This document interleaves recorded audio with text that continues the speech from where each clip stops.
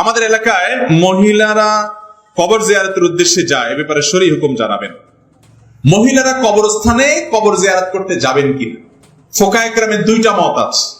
একটা মত হলো মহিলারা কবর জিয়ারত করতে যাবে না, কারণ হাদিসে বর্ণিত হয়েছে নবী আলাইহিস সালাম থেকে, লাআনাল্লাহু যাওয়ারাতুল কুবুর, যে মহিলারা কবরস্থানে যেতে থাকে, জিয়ারত করতে থাকে, আল্লাহর লানত বর্ষিত হয়। এই হাদিসটির আলোকে মুহাদ্দিস ফোকাহায়ে কেরামের একদল বলেন যে মহিলারা কবর জিয়ারত করতে যাবেন না। এখন আপনি যদি বলেন তারা কেন যাবে না, তাদের বাপ আছে, মা আছে, স্বামী আছে, তাদের কি আবেগ নাই? তো এর উত্তর হলো, প্রথম কথা হলো যে আল্লাহ তাআলা কোন কারণে বা আল্লাহ রাসূল সাল্লাল্লাহু আলাইহি ওয়াসাল্লাম আল্লাহর নির্দেশে ভিত্তিতে কোন কারণে কোনটা আদেশ নিষেধ করেছেন, তার সব কিছু আপনি আমি বুঝে যাবো এমন নয়। অনেক হিকমত আছে যেটা আমাদের জানা নাই, আল্লাহ তাআলা ভালো জানেন। এর ভিতরে বাহ্যিক কিছু কারণ আছে, তারা অনেক বেশি আবেগপ্রবণ হয়ে থাকেন। কবরস্থানে গেলে নিজেদেরকে নিয়ন্ত্রণ হারিয়ে ফেলার সম্ভাবনা পুরুষদের তুলনায় একটু বেশি থাকে।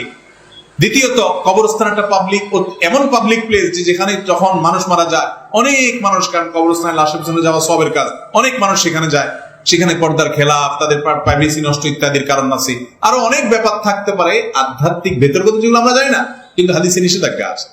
তবে অনেক উলামা ইকরাম বলেছেন এই হাদিসে যাওয়ারাতুল কুবুর বলা হয়েছে, অর্থাৎ যারা বেশি বেশি কবর জিয়ারত করে, মাঝে মধ্যে কেউ গেলে সেটা এই হাদিসের আলোকে নিষিদ্ধ হবে না। এই দ্বিতীয় মতের উলামাদের মতে মাঝে মধ্যে যাওয়া যেতে পারে, নিয়মিত বা ওখানে গিয়ে পড়ে থাকা, সীমালঙ্ঘন করা, বাড়াবাড়ি করা, অতিরিক্ত আবেগ দেখানো সেখানে, সেটা হাদিসে নিষেধ আছে। দুইটা মত ফুকায়ে কেরামের মধ্যে আছে।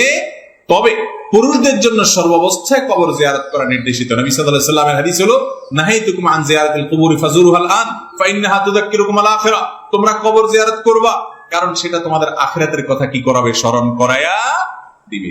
মহিলারা বাসা বাড়ি থেকে তাদের কবরবাসীর জন্য দোয়া করবেন, চোখের পানি ফেলবেন, দোয়া করবেন। দোয়ার জন্য কবরের পাশে যেয়ে করতে হবে বা ওখানে করলে কবুল হবে, দূর থেকে হবে না, একটু দেরিতে হবে, এমন কোনো কথা নাই। অতএব তারা বাহির থেকে যেমন দোয়া করতে পারেন, এবং আপনার কবরস্থানের কাছাকাছি গিয়ে ওয়ালের বাহির থেকে, দূর থেকে তারা তাদের সালাম পেশ করার যেটা, সেটা তারা করতে পারেন। অর্থাৎ যেটা সরাসরি কবরস্থানে ঢোকা, ভেতরে যাওয়া এবং আপনার ভিড়ের ভিতরে প্রবেশ করা, এইটার ব্যাপারে যেহেতু ফোকায়ে কেরামদের মত পার্থক্য আছে এবং নিষিদ্ধ, এই মতটা শক্তিশালী, সেজন্য এটা অ্যাভয়েড করা